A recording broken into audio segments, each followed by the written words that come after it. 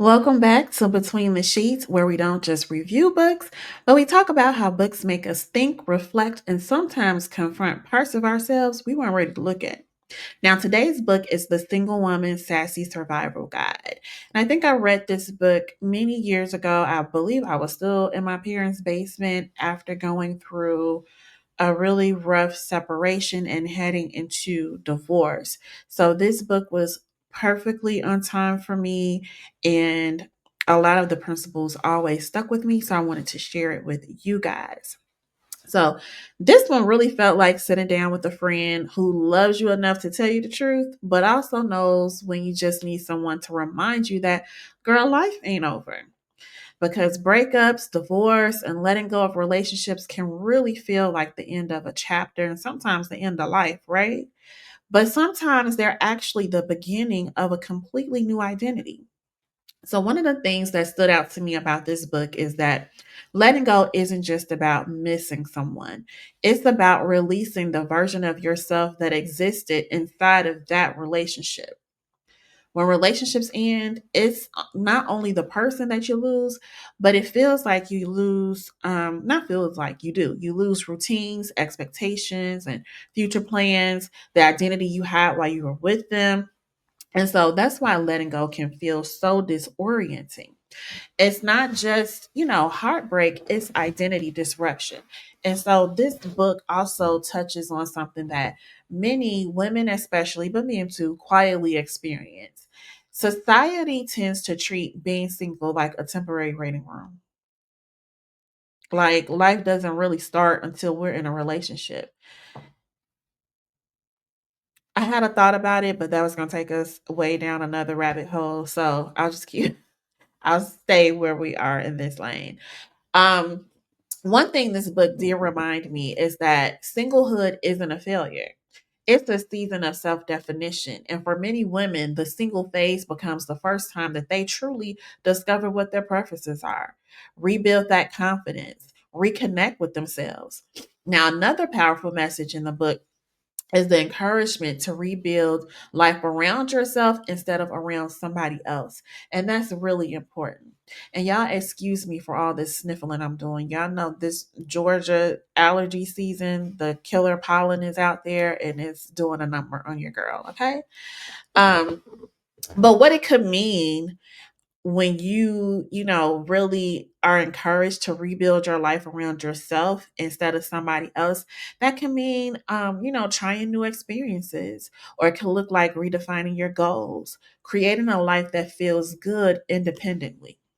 Now, what I appreciated about this book is that it doesn't frame singlehood as loneliness, but it frames it as freedom to explore who you are without negotiating every damn decision. That's one of my problems with being in a relationship. Some stuff I just want to do. I don't want to have a conversation with you about it. I don't want to negotiate anything. What I want to do is what I want to do, and I'm going to do it. Right. And one of the things that the book acknowledges is that healing doesn't happen in a straight line, right? Some days you feel strong, other days, something small reminds you of the past, and then suddenly you right back in those emotions again. So healing is not a clean process, and we know this. It's very layered. Sometimes moving forward means allowing yourself to feel everything before you can truly let it go. And that's okay.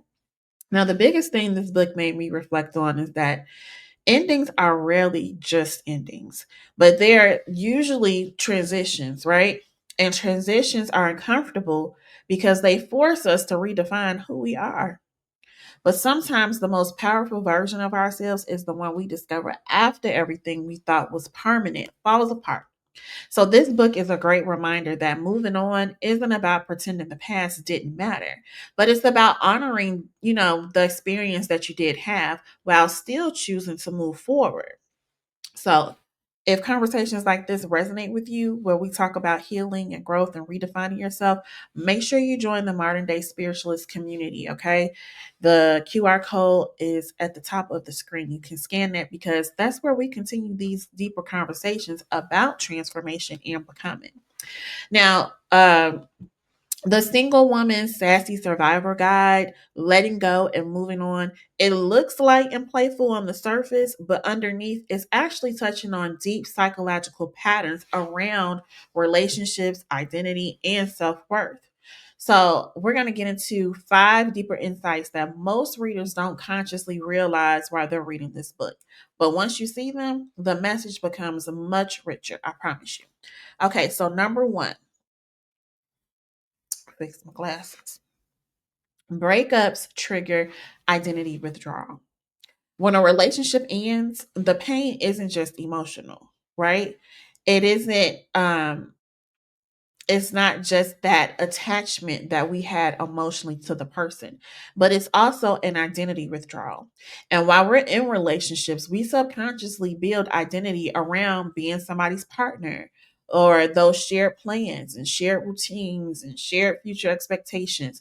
So when the relationship ends, the brain experiences a kind of identity vacuum, if you will. So that's why breakups can feel so destabilizing. You're not just losing a person, but you're losing the version of yourself that existed with them. Then number two is the brain is literally addicted to the relationship, child. Most people think heartbreak is just sadness, but no. The neuroscience shows something very interesting. Romantic attachment activates the same brain systems as addiction. Did y'all know that? So when the relationship ends, your brain goes through something similar to withdrawal. And for some of us, some relationships really feel like that. We have the physical symptoms of that happening.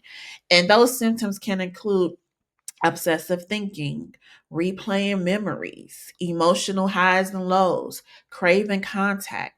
So that's why just move on is terrible, terrible advice. If you've been saying that to somebody who just got out of a relationship, please know you're a badass friend. Don't say that, okay? Because your brain needs time to rewire itself. Now, the third thing is letting go is actually an act of self respect.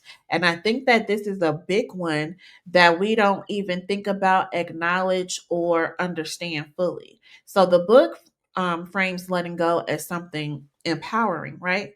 Psychologically, this is important because letting go isn't about rejection, it's about self alignment. So when someone isn't choosing you or the relationship isn't healthy, staying attached requires ignoring parts of yourself. We don't want to do that. But letting go restores that alignment. So you're essentially saying, my well being matters more than holding on to something that isn't working. I want you to write that down if you can. My well being matters more than holding onto something that isn't working. The fourth thing that we miss because the book shows up as being light, but it's really real deep, is that singlehood is a psychological reset. It should be, anyway. And this is one of the most underrated ideas in the book. Being single creates a space where you can reprogram patterns because relationships often run on unconscious habits like people pleasing, attachment anxiety, fear of abandonment, that overcompromising we do. The single phase gives you an opportunity to notice those patterns and then you get to decide, do I want to keep operating this way? And then number five, moving on requires narrative change. One of the most powerful parts of healing is changing the story that you tell about the relationship. Have you ever been the mutual friend and then the couple breaks up, right? So you get one side of the story, then you get the other side of the story. And let's say that you were there for most of the story, right? Let's say that you were there for this particular part of the story that they were telling. And over time, when you hear them tell the story again, a slight detail change over here, something is missing over here, and the whole time you like, that didn't really happen like that.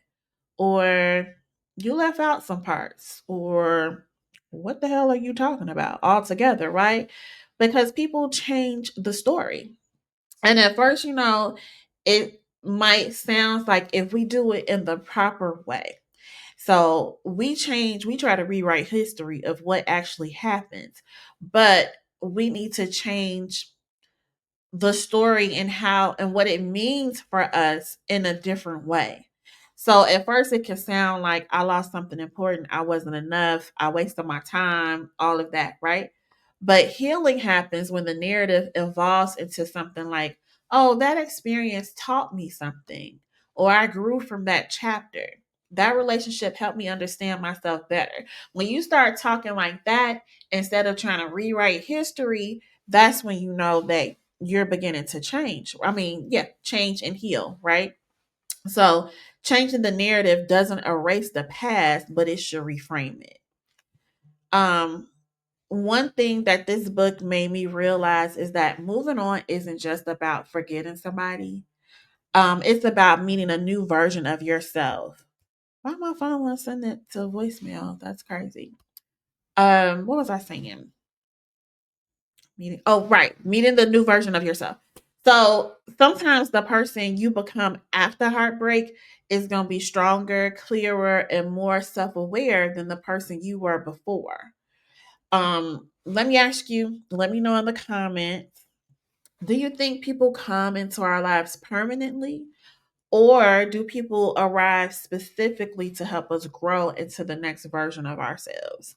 Let me know what you think about that so we can definitely talk about it. Don't forget, you already know, please like, share, subscribe. Girl, do all the things, okay? And I will see you in the next episode.